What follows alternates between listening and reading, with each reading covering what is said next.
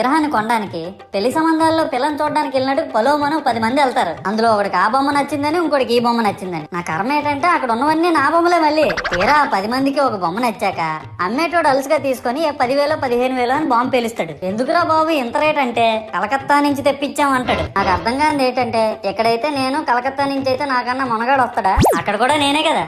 ఇలా నన్ను బజార్లో పెట్టి బేరం ఆడి నా మొహానికి ముసుగేసి వ్యాన్ ఎక్కిస్తారు. ఆ వ్యాన్ డ్రైవర్ గాడు నేను ఉన్నానని కూడా చూడకుండా ఏదో ఆలోచించుకుంటూ డ్రైవ్ చేస్తా గతకల్లో గబ్బి గుబ్బి మని తీసి నా కాల్లో చెయ్యి ఇరగొట్టేస్తాడు. ఈ విషయం చందాలు ఇచ్చిన చిన్నోళ్ళకి తెలిస్తే మళ్ళీ ఇరిగిపోయిన బొమ్మ పెట్టకూడదని ఏ బొమ్మ రాసి కవర్ చేసేస్తారు. సరేలే జరిగిందేదో జరిగింది, నా భక్తులే కదా కూల్ బ్రో అని చిల్లయ్యే లోపు నన్ను పందిర్లో పెట్టి ముసుగు తీసి నాకన్నా పొడుగున్నే సౌండ్ బాక్సులు 2 నా చెవులు పక్కన పెట్టి డీజే గణేష్ బ్రో అని చెప్పి నా పాటలను కూనీ చేస్తారు. సరేలే పిల్లలు కదా ఇప్పుడు కాకపోతే ఎప్పుడు ఎంజాయ్ చేస్తారు, కాసేపట్లో పూజ స్టార్ట్ చేస్తారని వెయిట్ చేస్తా ఉంటే ఆ 5 రూపాయల వ్రతకల్పన బుక్ చూస్తే అది ఎక్కడ లేని కోపం వస్తుంది.